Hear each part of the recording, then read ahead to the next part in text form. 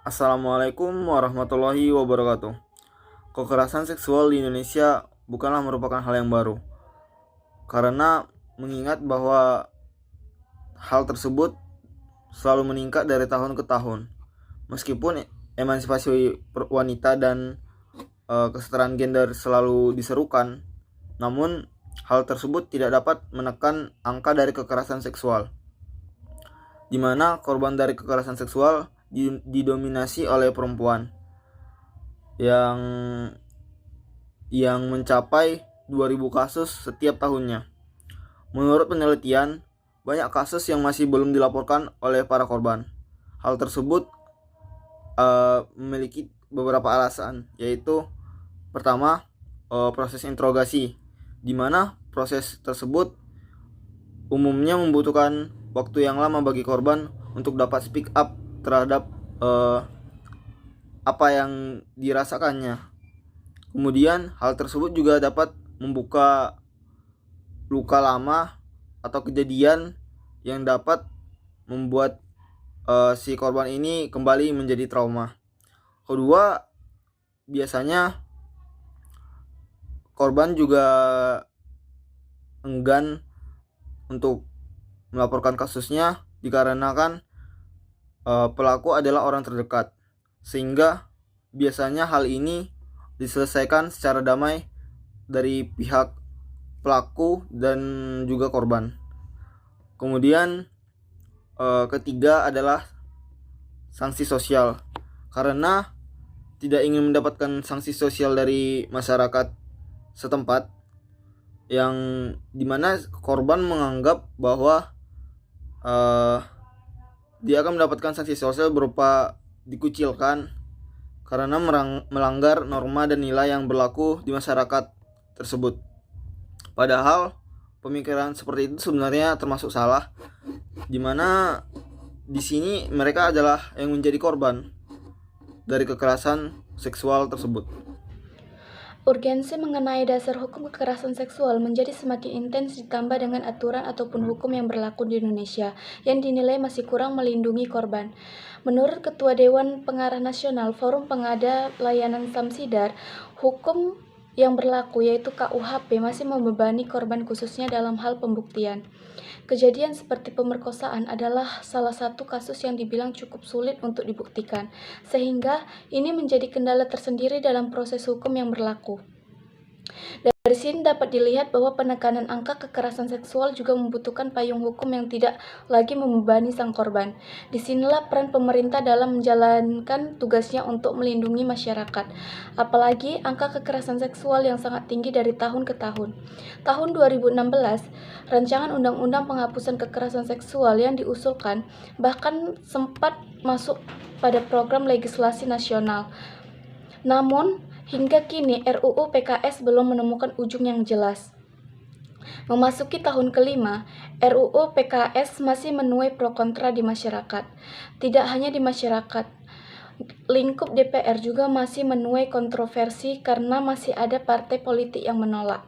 Meskipun keterwakilan kaum perempuan di DPR sudah ditingkatkan, namun ternyata belum cukup mewakilkan suara perempuan korban kekerasan seksual.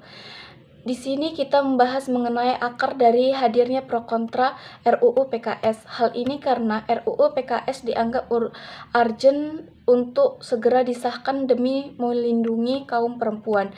Namun, masih saja ada pihak yang menolak. Lalu, apa yang menjadi dasar penolakan tersebut?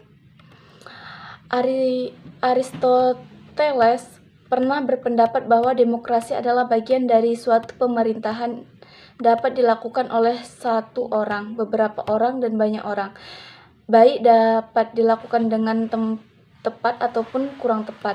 Pendapat ini sejalan dengan apa yang dikemukakan Gould mengenai demokrasi liberal, di mana setiap individu dapat berpartisipasi dalam proses pembuatan keputusan baik secara ekonomi maupun politik. Kedua teori demokrasi tersebut menegaskan bahwa individu ataupun kelompok masyarakat memiliki ruang untuk turut berpartisipasi dalam proses pembuatan keputusan karena hasil dari proses tersebut menyangkut kepentingan serta kehidupan masyarakat. Dari pandangan tersebutlah yang mengarahkan pada pendapat Aristoteles mengenai keterkaitan demokrasi dan kebebasan. Demokrasi dan kebebasan berpendapat adalah dua hal yang hampir tidak dapat dipisahkan. Sebagaimana kebebasan berpendapat adalah hak konstitusional yang sifatnya dilindungi oleh negara. Pasal 28E ayat 3 berbunyi, setiap orang berhak atas kebebasan berserikat, berkumpul dan mengeluarkan pendapat. Dan Undang-Undang Nomor 9 Tahun 1998 Pasal 1 ayat 1 menyatakan, kemerdekaan menyampaikan pikiran dengan lisan, tulisan, dan sebagainya secara bebas dan bertanggung jawab sesuai dengan ketentuan perundangan yang berlaku. Dari kedua pasal tersebut, dapat disimpulkan bahwa hak untuk mengeluarkan pendapat dimiliki oleh setiap warga negara Indonesia, di mana hak tersebut secara hukum telah dilindungi oleh Undang-Undang Dasar 1945, sehingga setiap orang memiliki ruang untuk menyatakan pendapatnya apabila ia memiliki keinginan untuk melakukannya. Proses serta tahapan mengenai rancangan undang-undang diatur dalam Peraturan Dewan Perwakilan Rakyat Republik Indonesia Nomor 1 Tahun 2014. Sebagaimana pada bab 6 mengenai tata cara pembentukan undang-undang pasal 103 berbunyi bahwa DPR adalah pemegang kekuasaan dalam proses pembentukan undang-undang. Selain itu, ada juga beberapa poin penting yang terkait dalam proses pembentukan undang-undang. Di antaranya, pasal 103 tentang rancangan undang-undang dapat berasal dari DPR, Presiden, dan DPD. Pasal 104 tentang rencana undang-undang disusun berdasarkan Proglasnas. Pasal 131 tentang yang pertama, pembahasan rancangan undang-undang dilakukan berdasarkan tingkat pembicaraan. Yang kedua, tentang pembicaraan terdiri dari tingkat 1, rapat komisi, rapat gabungan komisi, rapat badan legislasi, rapat badan anggaran, atau rapat panitia khusus bersama menteri yang mewakili presiden. Dan tingkat kedua, yaitu rapat paripurna DPR. Pasal 150 tentang yang pertama, pengambilan keputusan rancangan undang-undang dalam rapat kerja dilaksanakan berdasarkan musyawarah untuk mencapai mufakat. Yang kedua, mengambil keputusan rancangan undang-undang dapat dilakukan apabila presiden rapat yang hadir adalah lebih dari separuh jumlah anggota rapat atau unsur fraksi. Yang selanjutnya, apabila RUU tidak mendapatkan persetujuan, maka rancangan undang-undang tidak dapat diajukan lebih dalam persidangan DPR masa itu. Yang selanjutnya, RUU yang telah disetujui akan disampaikan kepada Presiden untuk kemudian disahkan menjadi undang-undang. Untuk dapat disahkan menjadi suatu undang-undang yang berlaku, maka RUU harus memenuhi syarat yang telah ditetapkan sebelumnya. Apabila suatu RUU tidak memenuhi syarat yang dilakukan pada peraturan DPR RI, maka undang-undang tersebut tidak dapat disahkan. Sehingga suatu rancangan tidak diperlukan kesesuaian dengan syarat yang diberikan. Rencana Undang-Undang Penghapusan Kekerasan Seksual merupakan salah satu upaya yang dilakukan oleh negara sebagai respon terhadap tingginya angka kekerasan seksual, terutama bagi perempuan maupun anak. RUU PKS yang diusulkan pada tahun 2016 terdiri dari 152 pasal yang membahas tentang setiap bentuk tindakan kekerasan seksual. Dalam hal ini, terdapat beberapa pasal yang menuai kontroversi serta menimbulkan pro kontra baik di masyarakat maupun pada partai politik. Berikut ini merupakan pasal-pasal RUU PKS yang dipermasalahkan. Yang pertama yaitu judul RUU PKS yang dinilai masih diperlukan adanya perbaikan. Yang kedua pasal 1 tentang kekerasan seksual. Yang ketiga merupakan tindakan pidana kekerasan seksual yang dimana setiap orang dilakukan dilarang melakukan kekerasan seksual. Kekerasan seksual sebagaimana yang dimaksud pada ayat 1. Ketiga hal tersebut merupakan permasalahan utama yang menyebabkan RUU PKS menuai kontroversi. Bagian dan pasal dari RUU tersebut dinilai dapat menyebabkan multitafsir serta kesalahpahaman yang memungkinkan menjadikan permasalahan semakin rumit. Ketika awal mula masuk sebagai prolegnas prioritas pada tahun 2016, RUU PKS sudah menjalani 13 kali rapat namun masih belum menemukan jalan tengah, sehingga pada tahun 2019 RUU PKS justru dicabut dari prolegnas prioritas sampai waktu yang belum ditentukan. Melihat tingkat urgensi rancangan undang-undang PKS berdasarkan pada angka kekerasan seksual yang tetap tinggi, banyak pihak yang berpendapat bahwa rancangan undang-undang PKS harus segera disahkan. Komnas Perempuan yang memiliki peran penting dalam rancangan undang-undang PKS menyampaikan bahwa hadirnya rancangan undang-undang PKS sebagai bentuk perlindungan bagi hak korban yang selama ini kerap kali tidak diperdulikan. Menang nyata adanya bahwa kasus kekerasan seksual selama ini tidak menemukan titik terang yang adil bagi para korban.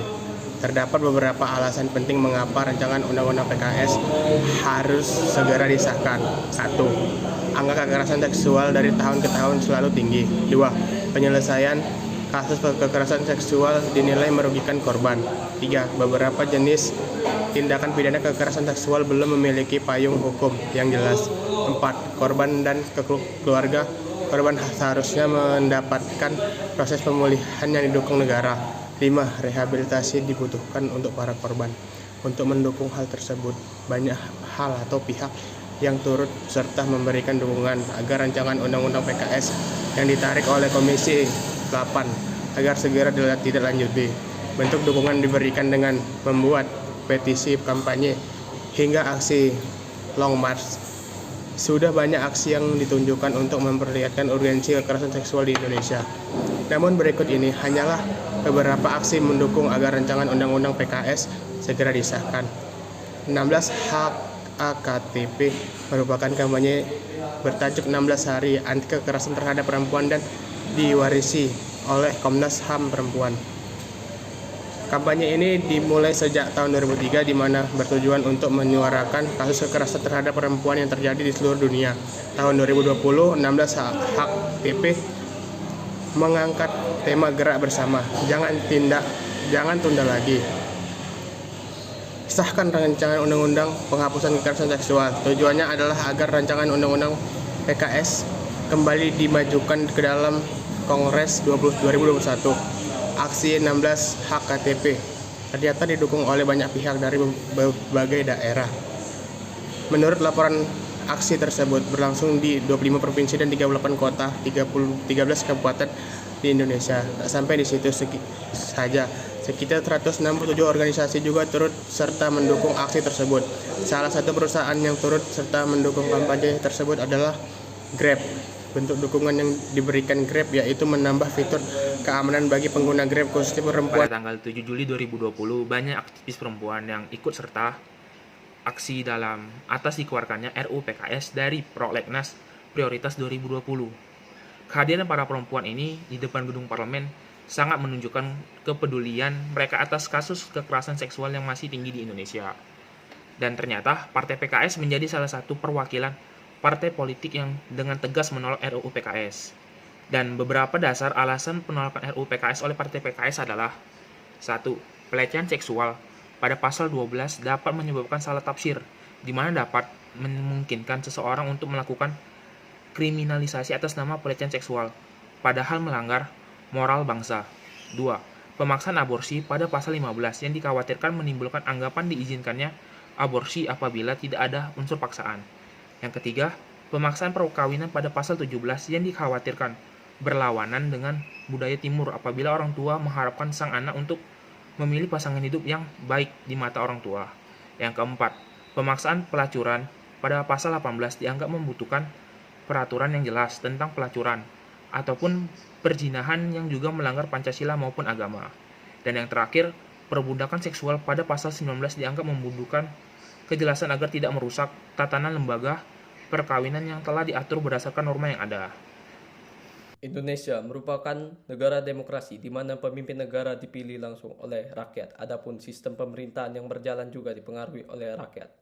Dalam kasus RUU PKS yang terjadi di lapangan sepadan dengan apa yang disampaikan oleh Aristoteles serta Gould yang mengenai demokrasi, yaitu bahwa individu ataupun kelompok masyarakat memiliki ruang untuk turut berpartisipasi dalam proses pembuatan keputusan, karena hasil dari proses tersebut menyangkut kepentingan serta kehidupan masyarakat. Ditariknya RUU PKS dari Prolegnas prioritas merupakan produk dari demokrasi, yaitu mana menimbulkan pro kontra di antara masyarakat, sebagaimana dalam Undang-Undang Nomor 9 Tahun 1998 Pasal 1 Ayat 1 yang berbunyi kemerdekaan menyampaikan pikiran dengan lisan, tulisan, dan sebagainya secara bebas dan bertanggung jawab sesuai dengan ketentuan perundangan yang berlaku.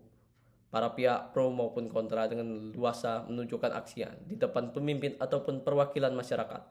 Sebagai aksi dilakukan seperti penandatanganan petisi, aksi long march, demonstrasi dan lainnya dilakukan demi menyuarakan suara rakyat.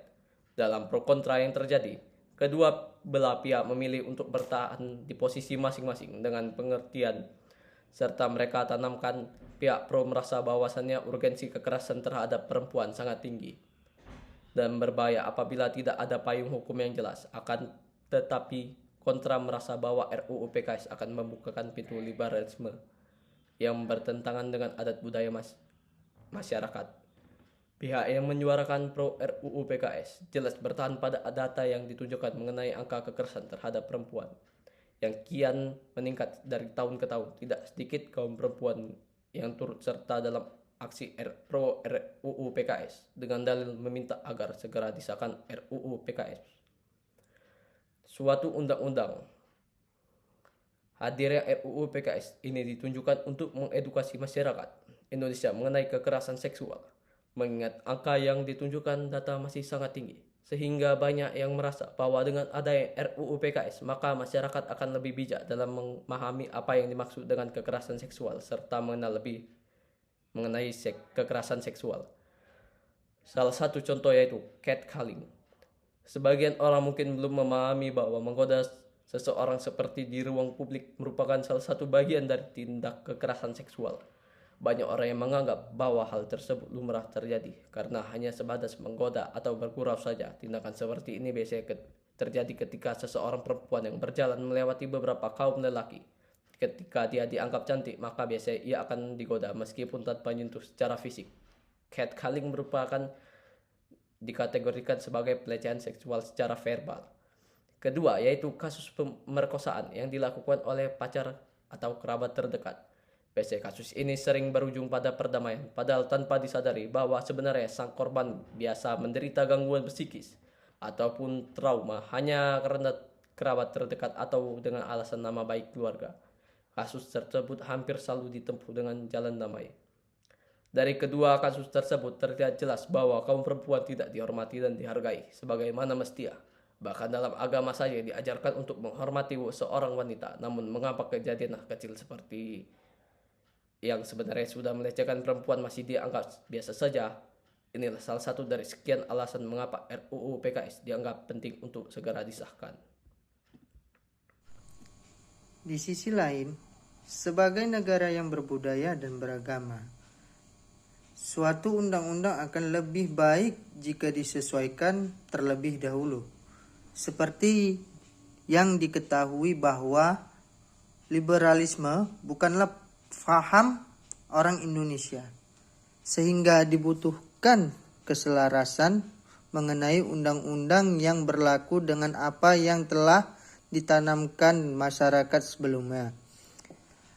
Alasan utama dari pihak yang menolak RUU PKS yaitu kebudayaan dan agama, karena dikhawatirkan sebagian pihak akan salah mengartikan apa yang tercantum dalam RUU PKS dan berbuat tindakan yang menyalahi aturan agama maupun budaya yang berkembang di masyarakat. Beberapa pasal yang dipermasalahkan yaitu unsur zina dan juga aborsi. Dalam pasal tersebut sudah dengan jelas menyebutkan unsur paksaan, yang mana berarti bahwa apabila tindakan tersebut dilakukan atas dasar dipaksa, maka korban akan berhak mendapat perlindungan hukum. Namun yang pihak kontra mencoba untuk berpikir dari arah yang berlawanan. Apabila aborsi dan zina dilakukan atas dasar sendiri, maka berarti diperbolehkan secara hukum, padahal Indonesia adalah negara berbudaya dan beragama di mana aborsi dan perzinahan merupakan suatu yang dilarang. Sekian dari kami. Apabila ada kekurangan, kami mohon maaf. Assalamualaikum warahmatullahi wabarakatuh.